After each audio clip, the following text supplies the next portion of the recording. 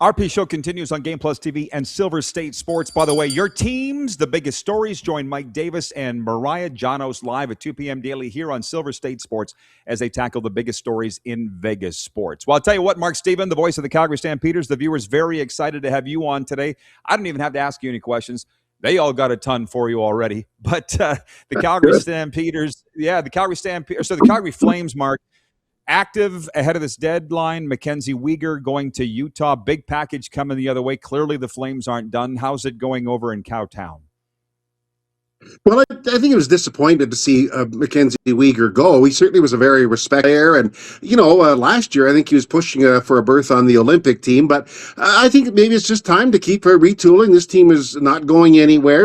I had them preseason with 79 points. I'm not sure they're even going to make that. Probably Nazem Kadri. He's near the end of his career. Maybe it's time for him to move on as well. But no, I think there's an understanding this team has to, not continue to do what they've been doing, but to find a different path. And Mackenzie Weegar is part of it. Disappointing to see him go because, let's remember he was a first pair defenseman. So but he's still a guy that I think has a lot of good hockey left. And from the Utah point of view, they're under the gun to do something there. This is a team that when they were in Arizona all those years said, well, we're building. We get all this draft capital. Well, here it is. They're spending some of it. Absolutely. Well, listen, I know that it's a bit of a downer when it comes to Flames talk, but not as it stands with the arena. And Gary Bettman was there this week. The photos I saw, he was smiling. Everybody's got to be smiling with the thought of that new rink and the Flames playing in a brand new barn. What's the synopsis on the Bettman visit?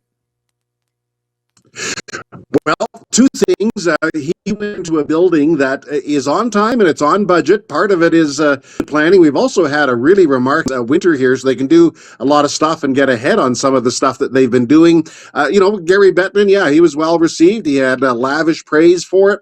And I think the possibility of the World Cup or games coming to it in 2028 is coming up. And I would say soon after that, I think it's time for an all-star game here or whatever the all-star weekend is going to look like in the future, because Calgary last hosted the game in 1985 when rookie Mario Lemieux tore it up. That's a long, long time ago now. So it's been well received. And, with him giving that endorsement, I think there's a great opportunity that Calgary will host some of those games.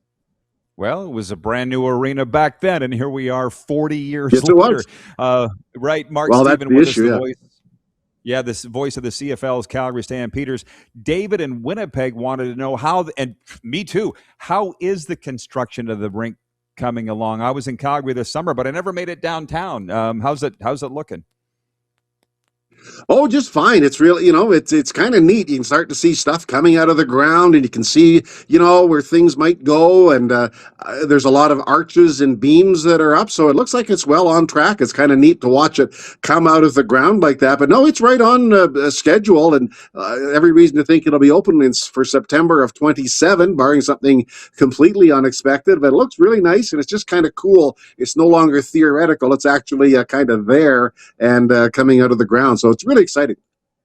Well, I think the plan is for the Flames to have a team worthy of the arena when they move into it. And will be my last question for you is, are they on track to doing that? And do they have the right people in place to make it happen, Mark? Well, I guess it depends how long you're prepared to wait.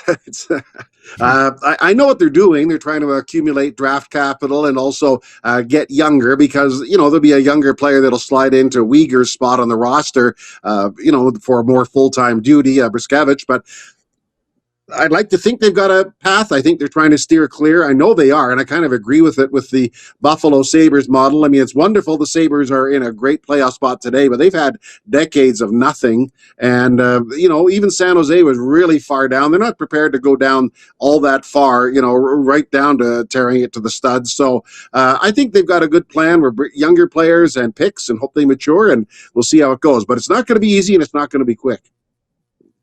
We're going to talk about the arms race leading up to the trade deadline, but at the other end of the standings where the Flames reside, with Vancouver out, Winnipeg going to be out, the Leafs out, Ottawa might be out. Is that bad for the NHL, Mark? Do you think all those Canadian teams not making it?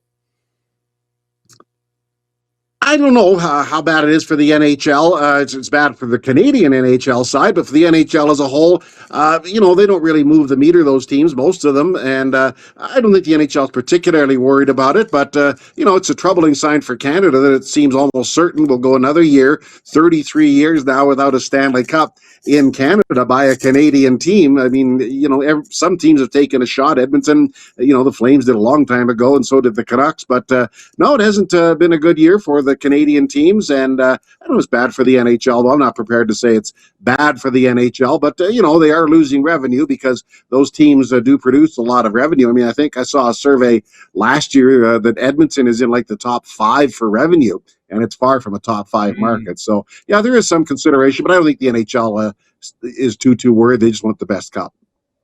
Well, I mean, this is more just two friends spitballing than your analysis. Although I value your analysis, but Kevin, the medium, brought up last hour. You've met Kevin. He said the taxes, the dollar is affecting the drought, and I'm like, can't really go along with that, especially with the Oilers going to the last Stanley Cup Finals. Do you? Bingo. No, I find that as a fairly easy but inaccurate argument. Here's the deal. If we sat here 10 years ago today, how would we be talking about the Florida Panthers? Be saying, that team is terrible, nobody cares, move the thing to Quebec City, right? Now they're a model franchise and people want to play there. The income tax and sunshine was there 10 years ago. It isn't today. And, Edmonton went to the Cup Finals. Listen, congratulations. They played 13 games in the Stanley Cup Finals the last couple of years. And I know it's easy to say, well, they got this guy, they got that guy. Yes, they do. But those guys have re-signed there too. So let's not lose sight of that. And yes, we do pay taxes in Alberta. So I can assure you of that. And so I don't buy it. I think it's the competitiveness of the teams, to be very honest.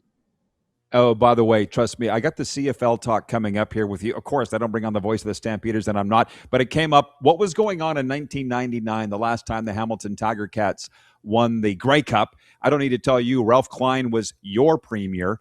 Number one at the box office was The Sixth Sense. We'll get into the CFL in a second. I'm just not quite done yet with the NHL. This arms race, as we sit here, the joys of live television, we see Nicholas Roy move by the Leafs to Colorado today. Nick Dowd going from Washington to Vegas, and we're airing in Nevada on Silver State Sports.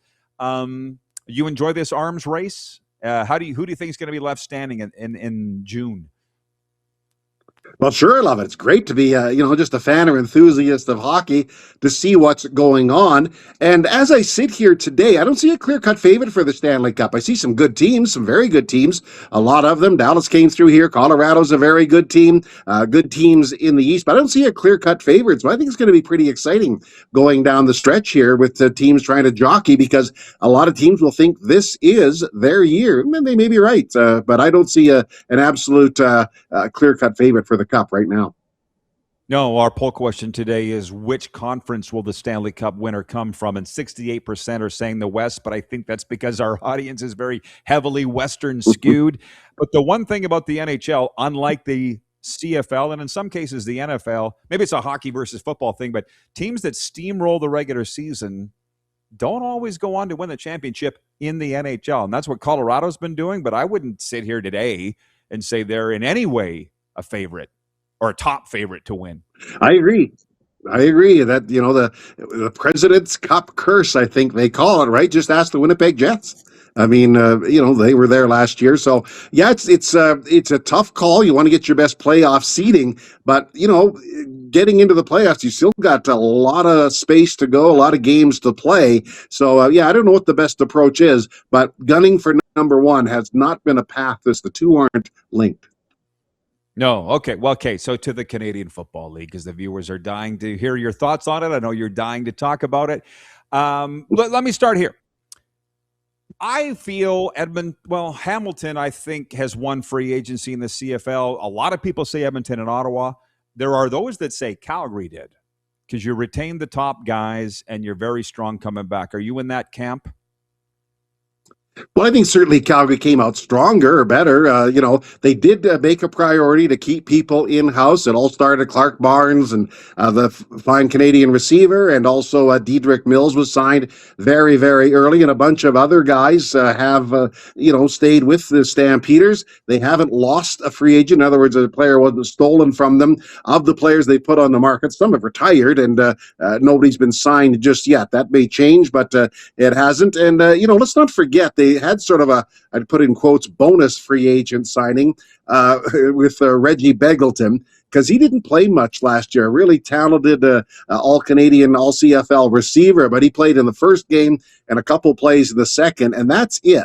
But he'll be ready to go, I mean, presumably for the whole season. So I'd call him a bit of a bonus add to the lineup, because they played last year without him, essentially. So I think they did very well, and they retained the core that played very well. And they lost, but they did lose, but I understand. But they gave BC all they could handle, went down to the last play. So I don't know if they won it per se, but they came out very, very strong. 2024 Gord Barwell Award winner, Reggie Begelton, too, by the way. I want to slip that in there. Tony from Cochrane, Alberta writes in. He says, Mr. Steven, any update on the McMahon Stadium fire damage? Yeah, for those that aren't familiar, there was a little fire outside the stadium Sunday night. It was more of a storage storage area. It was actually not attached to the stadium. It was next to the stadium. I don't know the exact cause of it, although there's been a few homeless people there. I don't want to blame them, but it was bad. I mean, it's not nice to have a fire of any kind, but it was fairly quickly contained, and that's where it ends as far as I'm concerned. It's unfortunate, but the fire department was right on it. Jason in Red Deer says the Stampeders season is going to come down to Vernon Adams Jr. playing well. For the U.S. viewers, that's the quarterback of Calgary. Is that not the case for every team? That's what I always say. Every team is in that boat. Yeah, I would say so, but I would say he was good, but there's more. He had a stretch in September where I don't think he was at his absolute best, but he picked it up and overall had a very good season. But I think there's room for more. I would agree. And yes, it will come down to him. He's a guy that they have built the team around, and by and large, he delivered. But I think there's room for more, and we'll see if they can pull it together in the playoffs, assuming they get there, and play in their own Grey Cup. But yeah, certainly Vernon Adams will be under the gun, but so is every starting quarterback. The viewers have some NHL questions which we'll morph back to here in a second. But I want to ask you this. If you are like my old friend John Frenzy, he wanted every other team in the CFL to fold and die, and that's just him. Are you in that camp, or would you like to see Edmonton turn it around and fill that stadium again and be relevant again? I think we can all see they're coming, but they still missed the playoffs again. How are you on the state of the Elcamos? Well, as long as the Stampeders finish 1 point ahead of them, that's as far as I'm concerned. They're the issue. Everybody wants to get off to a good start, but they absolutely need to get off to a quick start. I just did some digging because it crossed my mind that they always seem to be out of the playoffs, when August comes around, or at least scrambling for their lives. And I looked it up. The last 5 seasons, okay, and I acknowledge that predates Mark Killam. But the last 5 seasons, when you put their first 4 games together, they're 4-16. They're out of it. They're fighting it from day one. So if they can turn it around, good for them. But, I'd like to see them pick it up. They did play very well at times last year, and we'll see if that carries on. I'm going to ask you just to tilt your camera to your left. Turn it to your left a little bit, Mark, if you don't mind. Yeah, we had some issues here. But ding, ding, ding. Oh, and then back a little to your right, and we are good. Okay. So to the Stanley Cup playoff race. No, you're good. From the account Fan Since 72, he writes in, or she writes in, and says the playoff format makes it bad. 2 of Minnesota, Dallas, and Colorado will be out by the end of round 2. Do you go along with that? I feel like there's a reason the NHL hasn't changed the format for 15 years. They don't seem to have an issue with it. Or how do you feel? I do have an issue with it. I think that's exactly it, that those teams are going to be out of it. And, Minnesota, Dallas, since U.S. Thanksgiving, that's been a playoff matchup. That's not going to change. They've been locked in those positions for months on end. So Yeah, I do have a bit of a problem with it. I would like to see 1-8, 2-7, and then go from there and reseed. I get it that they want to have the divisional races matter, but as you say, those are three of the elite teams, and two of them are going to be gone in the early going. And the fact that they have this format means that Minnesota and Dallas have been locked into a matchup for months on end. Why do you think they haven't changed it then? I just think they want the division races to mean something. They play more in division than they do out of division, and I guess they figure that works better to highlight the rivalries. I mean, when Minnesota and Dallas play, it'll be very exciting. They'll have played a lot of games over the last couple of years, and just see how they come together. But I'm not a big fan of it. I have to be honest with you. I'd like to see 1-7, but the NHL wants the division races to work, so that's what they're doing. Well, as we get closer to the playoffs, that's the talk I hear the most in the press boxes. And I mean, I'm here in Sunrise in Tampa Bay, but they're talking about it here. They agree with you. They would like to see the format changed. And I'm just sitting here going, for some reason, they have not. John in Winnipeg says, do you have thoughts on the Winnipeg Jets? I think you brushed on it earlier, but can you recap those? It's just a disappointing story. Oh, is it ever? If you want to pick disappointment of the year, it's the Winnipeg Jets. I mean, going from a President's Cup winner, second round of the playoffs last year, to falling apart the way they have this year. And then when you see Connor Hellebuck winning the Cup like he did, or at least the Olympics like he did, you realize that there's a real problem there. I don't know exactly what it is, but I think they're really under the gun there. I mean, they've been there a long time back in Winnipeg, and it's time to make some moves. And, is it Kevin Cheveldayoff that has to be held accountable for what's going on? I don't know, but it's not a situation, I got to say. And I'm shocked with what happened with Winnipeg Jets, I have to be honest. Well, that's the thing. It's tough to figure out as the season goes along. I know there will be a lot of navel gazing, I would hope, in Winnipeg, wondering why they've had two coaches walk away in Paul Maurice and Rick Bowness that have gone on to success in other places. I will wonder if somebody is made to pay for this. We're going to have to break in a couple minutes, and we'll let you go, Mark. But John in Winnipeg wants to know your thoughts on the Riders repeating as Grey Cup champions in 2026. I know they are your top rival, but you got to love Corey Mace. How could you not? Were you happy for him, the head coach of Sask?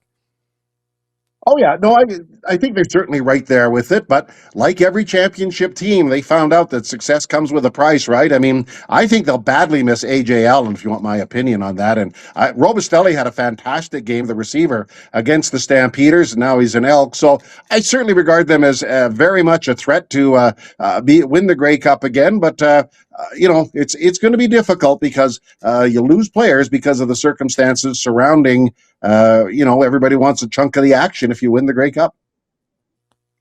Will you be at the Combine, Mark, the National Combine in Edmonton? I'm assuming you will. I have every intention of being there unless something changes. But I look forward to that. It's a lot of fun to go there and speak to people that you deal with on a regular basis. But there's not the pressure of last week's game or anything like that staring you in the face. So that's what I like about it. Oh, yeah, it's a heck of a lot of fun. You actually get to see guys out of their element, yet still in their element. Jeff, the Stamps fan, says, by the way, that's why I have the Rough Riders third. As Marcus just said, they were pillaged in free agency. All right, Mark, I appreciate this. Glad to see you back. Hope you had a good week off, and thanks for the time today, my friend. Enjoy the playoff for what they are. Calgary not involved, but thanks for the time today. Yeah. And next week we'll have our camera and passwords all set up better, and away we go.